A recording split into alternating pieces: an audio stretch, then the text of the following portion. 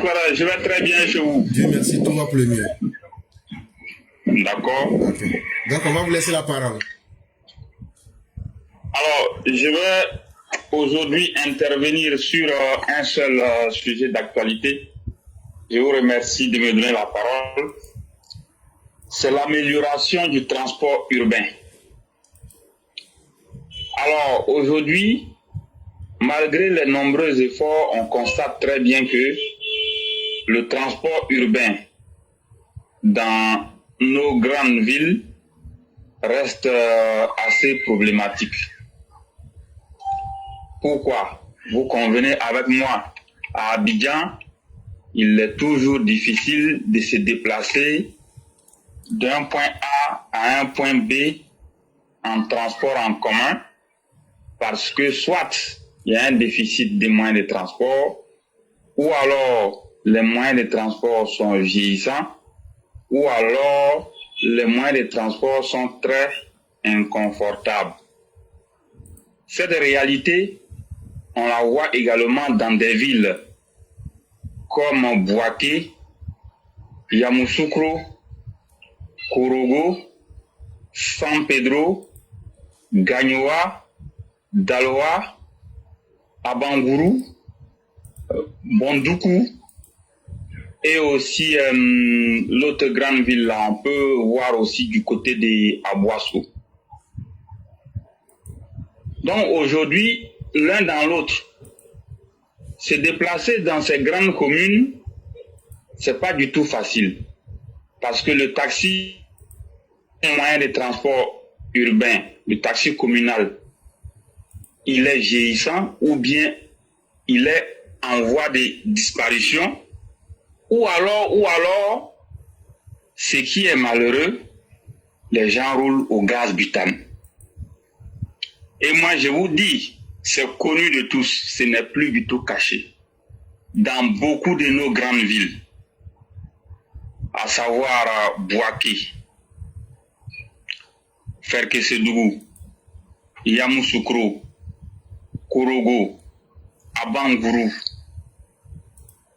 San Pedro, Daloa, les quelques rares taxis qui sont assez vieillissants roulent au gaz. Et même à Abidjan, le phénomène est en train de venir à Abidjan. C'est malheureux parce que il y a un problème lié à la sécurité routière avec le déplacement dans ces camions qui utilisent le gaz butane comme moyen, comme carburant ou bien comme combustible, si vous voulez. Il y a cette difficulté-là. Maintenant, on voit aussi que lorsqu'on recherche un taxi dans ces grandes villes, Abidjan, on peut en trouver. C'est vrai, Abidjan, c'est difficile. On peut en trouver, mais dans ces grandes villes, c'est pas du tout facile. Et en même temps, le constat qui est là, on voit une grande opposition de nos frères transporteurs au renouvellement des moyens de transport urbains. Qu'est-ce qui coince au juste? Difficile de savoir. Pourquoi les gens jusque-là, ils n'arrivent pas à renouveler leurs moyens de transport? Il y a des lignes en périphérique, mais vous allez voir, hein, il y a des camions, mais c'est pas la peine. Ces camions-là ne font pas des visites techniques, c'est connu. Mais malheureusement, si on fait arrêter toutes ces voitures, vous allez vous rendre compte que les gens ne seront pas en mesure de se déplacer. Parce que déjà, les voitures manquent, la situation, elle est difficile. Est-ce que en interdisant toutes ces voitures de circuler, est-ce que ça va arranger la situation? Non. Quelle est la solution? La solution, à un moment, il y avait de l'espoir lorsqu'on a vu le gouvernement, à travers le Fonds de développement du transport terrestre, FDTR, FDTT, je pense un truc, transport terrestre routier, voilà. À travers cette structure, on avait vu à un moment donné un espoir net où on voyait que des mini-cars avaient été donnés à quelques transporteurs et aussi on avait vu le projet des taxis ivoires. Et même à un moment, à l'INGS, il a été présenté plusieurs dizaines de taxis ivoires, comme quoi ces taxis devaient aller dans les villes de Korogo, Daloa, San Pedro, Gagnoa, Boaké. Il y avait quelques 5 villes qui étaient choisies. Est-ce que ce projet est arrivé à bon port? Pour les autres villes, je n'en sais rien, mais je n'ai pas vu de taxis ivoires dans la ville de Korogo jusqu'à présent. Et une grande ville comme Korogo, ou même pour acheter les gros cars confortables de 70 places en mode VIP, en mode express, ou bien les cars climatisés, les gens achètent ces cars-là comme des petits pains. Malheureusement, le transport urbain a du mal à décoller. Qu'est-ce qui ne va pas? À Korogo, aujourd'hui, vous comptez jusqu'à à peu près 15 compagnies de transport, 13 à 15 compagnies de transport en cas climatisé. Si on peut le faire, pourquoi est-ce que le taxi, ça coince? Moi, je ne sais pas. Les autres villes aussi, il y a les mêmes problèmes. À Abidjan, vous voyez les Massa qui continuent d'assurer le transport d'une commune à une autre, plus précisément des autres communes vers Adjamé. Mais la réalité, les Massa, ce sont des fourgonnettes qui font la livraison en Europe, tout le monde sait. Ce ne sont pas des véhicules qui sont adaptés aux moyens de transport pour les personnes. Mais on fait avec. On fait avec, espérant que l'avenir sera radieux. Donc, une fois de plus, c'est d'attirer l'attention du décideur pour que quelque chose soit fait. Si rien n'est fait dans ce sens, je pense que ce n'est pas intéressant. Il faut une transformation structurelle au niveau du transport. Et il faut aussi encourager nos frères à accepter l'idée de renouveler. Quelque part, si vous voyez, je ne veux pas me mettre à accuser le décideur, les responsabilités sont partagées. Parce que je suis très bien au courant qu'à plusieurs reprises, certains de nos frères transporteurs ont été approchés pour renouveler leur voiture où ils doivent travailler et puis payer à tempérament. Beaucoup se sont opposés. Certains ont estimé que les véhicules sont chers, certains ont estimé que ça ne les arrangeait pas, certains ont trouvé qu'ils n'avaient pas d'argent. Bref, plusieurs raisons sont avancées pour ne pas aller au renouvellement du parc auto. Donc là-dessus, je ne peux pas jeter la responsabilité sur les décideurs en partie. Je ne peux pas aussi trop accuser les uns et les autres.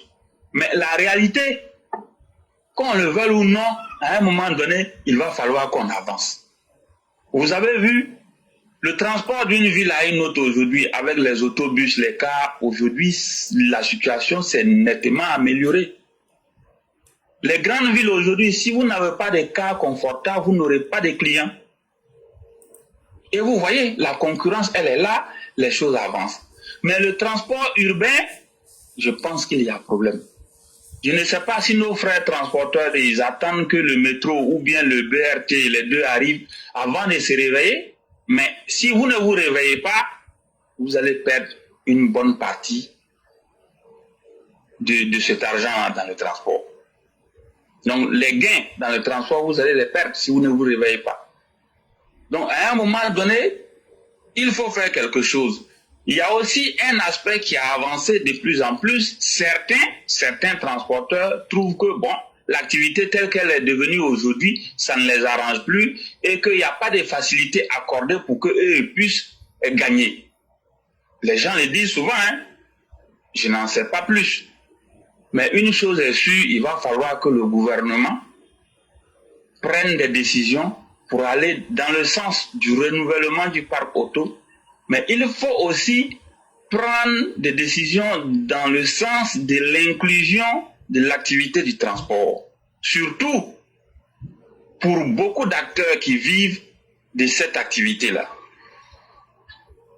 Je veux parler des chauffeurs, je veux parler des syndicats, je veux parler des apprentis, je veux parler de ceux-mêmes qui sont propriétaires de voitures. D'une manière ou d'une autre, si vous exercez déjà dans le secteur du transport, il va falloir que vous vous intéressiez à cette activité. Et ce que je veux proposer, c'est que le gouvernement procède au recensement de tous ceux qui travaillent dans le secteur des transports, sans exception. Et après recensement, on va faire des propositions aux uns et aux autres. Il y a des documents à avoir, il y a des conditions. Une fois que vous remplissez les conditions, on peut vous donner une voiture, vous allez travailler pour payer un peu. Mais il faut aussi montrer que vous êtes honnête et puis il faut montrer un sens de responsabilité. Je pense qu'à un moment donné, ce que je viens de décrire là, ça va commencer. Mais la réalité, c'est qu'on a constaté que ça n'évolue plus. Qu'est-ce qui fait que ça n'évolue pas? Il va falloir aller un peu plus vite. La voiture aujourd'hui, c'est un besoin vital. Parce que comme quoi, je vois certains dire souvent, je n'achète pas voiture, je n'achète pas voiture, je n'achète pas voiture. Eh bien, si vous n'achetez pas, vous allez monter dans pour quelqu'un, soyez-en sûrs. Parce que si vous voulez vous déplacer, si vous n'avez pas de voiture, vous serez obligé, bien entendu, d'emprunter pour quelqu'un. Donc, il faut que quelque chose soit fait pour soutenir activement ce secteur d'activité, mais il faut que quelque chose soit fait pour rendre ce secteur d'activité inclusif à ceux qui y travaillent déjà, et il faut que quelque chose soit fait pour améliorer ce secteur d'activité. Donc, voici ce que je voulais dire. Si vous avez quelque chose à ajouter, je vous écoute. Merci beaucoup. Merci beaucoup, le concurrent. Vous avez évoqué plusieurs thématiques, mais dans le même corps. Les voitures qui roulent au gaz, la vétusté des véhicules roulant sur nos routes, ce qui est aussi l'une des causes qui explique les accidents. Vous avez aussi dit que ces véhicules-là, dans ce sale état, sont toujours sur nos routes avec des visites techniques, comme vous aviez brossé la responsabilité de la structure en charge de la vérification et de l'entretien des véhicules. Et vous avez posé la question. Il y avait le renouvellement du parc automobilier qui avait été annoncé par l'État et même qui avait été implémenté, puisqu'on a vu certains véhicules être donnés. Et tout le monde connaît, ça a été avec joie. Le gouvernement procédait par vague. Mais avant de donner ces véhicules, le gouvernement demandait à ceux qui étaient qualifiés et qui acceptaient de venir subir une certaine formation. Mes chers frères, la question que tu poses, je donne la réponse en partie selon ce que je sais. Toi-même, tu es à Abidjan. Les taxis ivoires, là, il faut aller regarder. De la manière on leur a donné là. Il faut aller regarder l'état des taxis ivoires aujourd'hui. Parce que ces gens-là ont pensé qu'ils peuvent s'amuser et à tromper l'État. C'est ce qui a refroidi aussi l'État. Parce qu'il faut qu'on se dise la vraie vérité. Toi, tu t'en vas prendre un taxi ivoire. Le taxi est bien en forme. Parce que tu n'as pas mis ton argent dedans. Parce que les conditions dans lesquelles tu as eu ce véhicule-là sont tellement faciles. Tu dois travailler pour payer. Qu'est-ce qu'on a constaté? Beaucoup de nos frères, ils ont maltraité ces véhicules-là. Parce que ça ne leur appartenait pas. Alors que c'est un projet. C'est selon la réussite des premiers qu'on pourra continuer à aider les autres. Donc les transporteurs qui ont reçu, la majorité parmi eux, eux-mêmes, ils ont saboté le projet. Et quand c'est comme ça, là, le gouvernement ne va pas continuer à aider les gens à perte. Et puis demain, on va dire, ah, le ministre Koné Amadou a volé l'argent des Ivoiriens. Parce que c'est ça, c'est par ça qu'ils vont terminer. Alors que nous, on n'a pas été honnêtes. Et vous allez m'excuser, mais c'est ce que le prophète des musulmans a dit.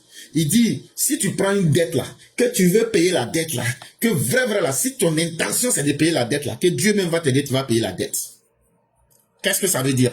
Ça veut dire, si tu t'en vas prendre crédit là, et que ton intention c'est de payer cette dette, vraiment de payer là, pour que la dette là quitte sur toi là, tu vas pas prendre cette dette là pour investir n'importe comment. Tu vas prendre soin pour que ça puisse te permettre d'avoir retour sur investissement, et puis tu vas retourner la dette là vite, parce que l'intention est là.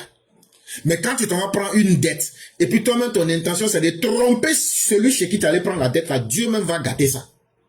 Dieu même va faire que la dette là va rester sur toi.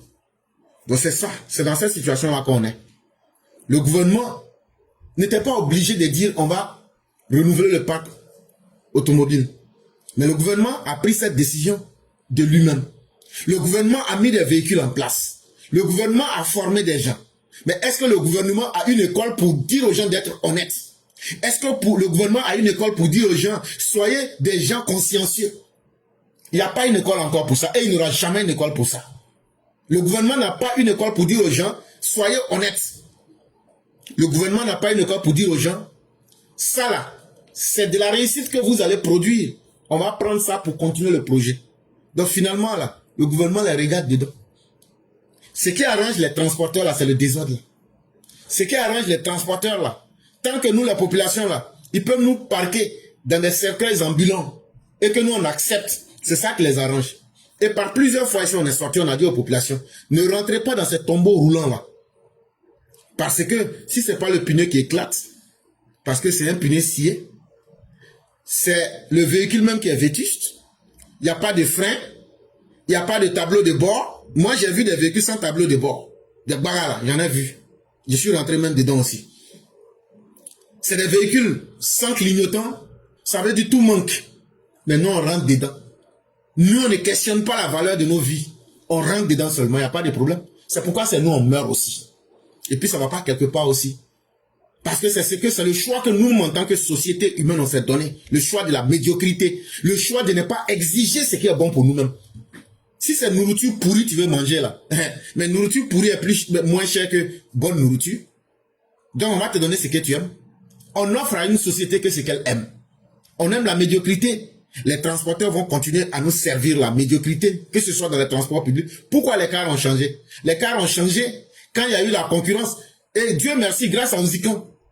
Pour Ouzikan, depuis les années 80, mais les gens ne voulaient pas copier le modèle là. Les gens étaient dans les 504. Après, c'est devenu les Massa. Après, c'est devenu les Sozani. Après, maintenant, ils ont commencé à faire les petits mini-cars. Aujourd'hui, là, tout le monde est en train de copier ce modèle là. Mais jusqu'à on met climatiseur. Jusqu'à après, on met film dedans, télévision, tout. Quand tu es dedans, tu penses que tu es dans l'avion. Le développement là, c'est une question de mentalité. Et c'est nous qui devrons, en tant que société, imposer à ces transporteurs-là, vos pourritures de véhicules, on ne rentre plus dedans. Mais les Ivoiriens ne prennent pas conscience. On n'a pas une société civile pour conscientiser les Ivoiriens. Faites journée morte. Si on fait 2 jours de journée morte, on ne rentre plus dans les vieux véhicules. Tu vas voir que les gens vont aller prendre les véhicules là. Et ils seront corrects. Mais si nous ne jouons pas notre rôle et que nous voulons le meilleur, on n'aura pas le meilleur. On aura toujours le pire. Et le pire là, c'est ce que nous méritons. Chers frères, c'est très bien d'avoir exposé cette problématique. Pourquoi on dit certaines vérités en public? C'est les gens qui ont reçu les véhicules n'ont pas été honnêtes. Certains même là, ils ont travaillé. Et il y a des cas quand on t'explique, ça fait mal. Et après, ils viennent dire que le peu d'argent qu'on leur demandait pour déposer chaque jour, là, qu'ils n'ont pas ça. Toi, tu travailles dans ta vie, tu as circulé. Quand c'était entre un ton doulaché là, tu donnais le gué là tous les jours. Pour le doulaché sortait. Pour le colorant sortait. Pour toi-même sortait dedans. Fassa même là, lui aussi gagnait pour lui dedans. Mais tout ça là, comme le gouvernement dit maintenant, on va t'arranger. Toi-même tu vas rouler un peu, tu vas payer un peu. Vous pensez que le gouvernement est bête. Gouvernement là, ils n'ont pas sac d'argent. Quand quelqu'un a raison dans quelque chose là, il faut dire. Quand le gouvernement n'a pas raison dans quelque chose là, comme affaire de justice là, non on va pas cacher, on a dit ça. S'ils veulent, on va mettre nos noms sur leur liste. Mais quand ils ont raison dans quelque chose aussi là, faut pas aussi cacher. C'est ça qui a découragé les gens. Parce que tu vas continuer ce mauvais modèle là. Demain on va venir en dire, ah toi Amadou connais là, tu joues les pieds ici, déjà tu es un voleur, tu as volé l'argent. Alors que ce n'est pas lui qui a volé, il a voulu aider les gens, mais les gens ont fait de la malhonnêteté, ils se retrouvent devant le fait accompli. Non, chers frères, voilà un peu la situation dans laquelle les transporteurs ont mis le ministère du Transport. Et ça fait même que, même aujourd'hui, moi-même, si tu me demandes, je vais même dire, on n'a qu'à arrêter ce projet-là. Parce que, faut pas un jour vont gâter le nom des gens du ministère des Transports. Et puis, nous, la population, les cercueils roulants qui nous arrangent là, tant que nous, on peut continuer à faire avec ça, on n'a qu'à continuer jusqu'à le jour où on va voir que ça va plus nous arranger là. Si c'est pas gaz qui va nous brûler, ça sera les véhicules là qui vont nous conduire à la mort. Quand le jour qu'on va arriver à comprendre qu'on doit faire un choix, et le choix du mieux. Parce qu'il ne suffit pas de se déplacer, mais il faut penser à sa sécurité. Et vraiment, merci d'avoir soulevé cette thématique-là. On espère que les uns les autres vont comprendre de quoi il est question. Parce qu'il faut qu'on s'améliore. Et c'est une décision collective. Ce n'est pas une décision du gouvernement seul. Vraiment, merci beaucoup le concurrent. Et je ne sais pas si vous avez autre chose à ajouter.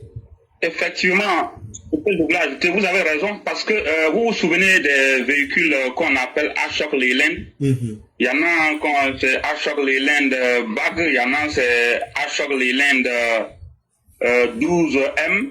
Ce sont des modèles de voitures, les mini-cars de je crois 40 places au plus là, que les gens avaient donné aux transporteurs pour qu'ils travaillent pour payer. Les gens m'avaient surnommé ça Ardo Merci. Ils avaient donné ça un peu partout à plusieurs transporteurs, mais à un moment donné, le ministère a dit tout simplement qu'il y a beaucoup qui refusaient de rembourser l'argent. Il y a beaucoup qui refusaient de rembourser l'argent. Et certains m'avaient dit que c'était le fruit de leur lutte pour la conquête du pouvoir. Donc, ils ne voyaient pas pourquoi. Ils ne voyaient pas pourquoi il faut payer quelque chose d'argent. C'est nous tous on a fait combat là. Donc toi tu vas pas manger, puis moi je vais laisser. Que eux ne vont rien payer. D'autres ont trouvé que c'était trop cher, mais il y a beaucoup qui certainement ont retourné les voitures. Parce que je vois vraiment plus les voitures là dans la circulation comme avant. Voilà, le projet n'est pas allé trop loin. Il y a quelques uns qui ont prouvé, mais c'est pas allé loin. Malheureusement. Donc on est toujours là en train de tourner en rond, espérant qu'il y aura une solution viable dans les mois à venir. Espérons bien, et c'est nous qui vous disons merci. Merci surtout d'avoir bien aimé ce sujet-là.